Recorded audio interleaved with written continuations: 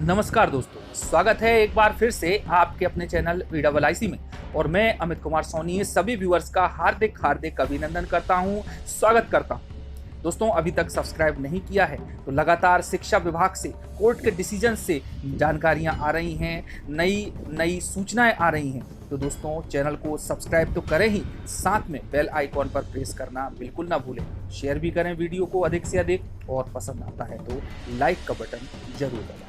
दोस्तों, 13 जुलाई 2021 high court में अंतिम सुनवाई, और मामला है ओबीसी 27% आरक्षण के, साथ में ही अन्य लगी हुई याचिकाएं जो कि संख्या में 43। तो दोस्तों, बहुप्रतीक्षित ये ओबीसी आरक्षण का मुद्दा मध्य प्रदेश के युवाओं को काफ़ी परेशान किए हुए हों, चाहे वह शिक्षक भर्ती से संबंधित हो, चाहे वह मध्य प्रदेश लोक सेवा आयोग से संबंधित हो, या फिर आगामी होने वाली भर्ती परीक्षाओं से संबंधित हो। सभी को काफ़ी मानसिक रूप से परेशान किया है इस ओबीसी 27% के आरक्षण के मामले में। और जैसा कि हमको मालूम है, सुप्रीम कोर्ट ने अभी हाल ही में मराठा आरक्षण के मामले में निर्देश दिए हैं, ऑर्डर दिया है कि जो आरक्षण है वो 50% की सीमा से अधिक नहीं होना चाहिए। इससे ऊपर होने पर जो आरक्षण है वो असंवैधानिक करार दिया जाता है, और इस प्रकार से इसको खारिज कर दिया गया, कैंसिल कर दिया गया। और इसी के साथ में दोस्तों, हड़कंप मचा हुआ है पूरे सोशल मीडिया पर, युवाओं पर, क्योंकि फाइनल मेरिट सूची अभी शिक्षक भर्ती वर्ग 1 और 2 की भी जारी नहीं की गई है। वहीं पर MPPSC वाले भी काफ़ी परेशान हैं। तो दोस्तों, उम्मीद की जा रही है कि 13 जुलाई 2021 को आखिरी सुनवाई हो और जल्द से जल्द कोर्ट फैसला दे। वह फैसला जो भी रहेगा,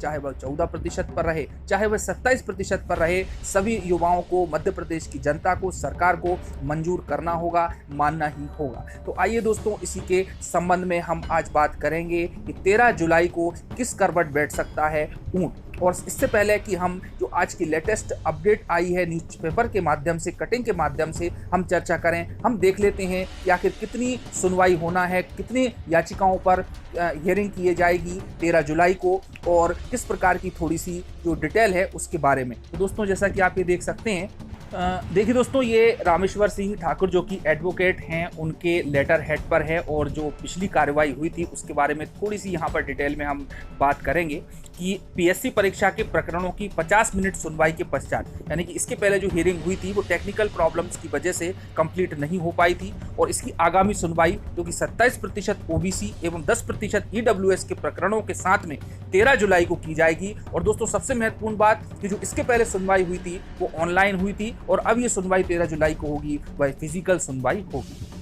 उसके बाद में इसमें है कि फिजिकल हियरिंग की प्रत्याशा में हाईकोर्ट ने PSC के 43 एवं OBC तथा EWS के 31 प्रकरणों की एक साथ जुलाई 13 को सुनवाई करना निर्धारित किया है। चलिए, अब हम बात कर लेते हैं अपनी लेटेस्ट अपडेट की। देखिए दोस्तों, आपके सामने एक पेपर की कटिंग है, और इसमें हेडलाइन है कि OBC आरक्षण पर हाईकोर्ट में अंतिम सुनवाई 13 जुलाई को। आइए थोड़ा सा और इसका अंदर चलने का प्रयास करते हैं, और जो भी पॉइंट होंगे उसका हम विश्लेषण भी करते चले।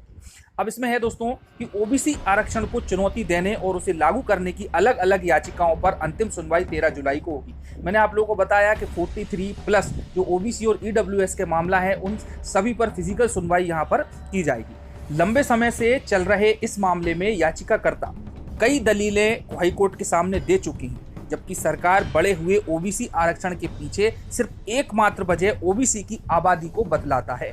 और दोस्तों, इसके पहले मैंने आप लोगों को वीडियो में बताया भी था कि मध्य प्रदेश जातिगत जनगणना करने वाला देश का पहला राज्य बना है। चलिए आगे देखते हैं कि पिछली सुनवाई के सरकार ने हाईकोर्ट में ये मत रखा था कि मध्य प्रदेश में OBC वर्ग की आबादी 50% से अधिक है, इसलिए इसे बढ़ा हुआ 27% OBC आरक्षण दिया जाना चाहिए। ये तर्क दिया गया था। तत्कालीन कांग्रेस सरकार द्वारा मध्य प्रदेश में बढ़ा हुआ OBC आरक्षण लागू करना किसी राजनीतिक हथकंडे से कम नहीं था, क्योंकि दोस्तों उस समय चुनाव थे, और चुनाव की वजह से ये आरक्षण दे दिया गया था। कम से कम कानून के जानकार तो यही बातें कह रहे हैं, ऐसा मानना है अधिवक्ताओं का। और कानून के जानकार सरकार की इस दलील को सुप्रीम कोर्ट के आदेशों का उल्लंघन मानते हैं। OBC के बढ़े हुए आरक्षण को सबसे पहले मध्य प्रदेश हाईकोर्ट में चुनौती देने वाले याचिकाकर्ता के अधिवक्ता जो आदित्य संघी हैं, उन्होंने बताया कि देश का संविधान और सुप्रीम कोर्ट के न्याय दृष्टांत किसी भी सूरत में बढ़ा हुआ OBC आरक्षण लागू करने की दावों को सिरे से खारिज करते हैं। ठीक है दोस्तों, अब जहां तक सरकार द्वारा दी गई दलील का मामला है, तो हाल ही में आए मराठा आरक्षण को लेकर सुप्रीम कोर्ट के आदेश से सरकार की ये दलील भी खारिज हो जाती है कि जिसमें कहा गया कि किसी भी सूरत में आबादी के लिहाज से आरक्षण नहीं दिया जा सकता। दोस्तों, हमने देखा कि काफ़ी लंबे समय तक सुप्रीम कोर्ट में बहस चली थी और अंततः जो निर्णय दिया सुप्रीम कोर्ट ने वो दिया कि जो संवैधानिक व्यवस्था है उसके आधार पर ही आरक्षण दिया जाना चाहिए, और जो 16% बढ़ा हुआ आरक्षण था जो कि 50% सीमा का उल्लंघन करता था उसको खारिज कर दिया गया।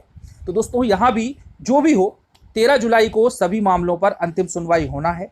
ओबीसी आरक्षण के मसले को लेकर कांग्रेस लगातार तीखे हमले प्रदेश सरकार पर बोल रहे हैं, लेकिन ये शायद इस बात से पूरी तरीके से वाकिफ हैं कि भाई भाजपा को एक ऐसी समस्या देकर गई है जिसे भाजपा ना तो निगल पा रही है और ना ही उगल पा रही है। दोस्तों, इसके पहले के वीडियोस में मैंने आप लोगों को बताया था कि कमलनाथ जी से ओबीसी आरक्षण के बारे में बात की गई तो उन्होंने कहा था कि 27% आरक्षण दिया जाना चाहिए और गवर्नमेंट अच्छे से अपने तर्कों को प्रस्तुत नहीं कर पा रही है। इसके विपरीत शिवराज जी से बात की गई तो उन्होंने कहा कि ओबीसी आरक्षण के मामले में कांग्रेस को पहले से ही मालूम था कि ये कोर्ट में जरूर फंसेगा और उन्होंने जानबूझकर इसके लिए स्टे लाया और भर्ती को उलझाने का प्रयास किया। तो इस प्रकार से दोस्तों जो तर्क वितर्क की बात थी वो भी मैंने आप लोगों को बताई थी।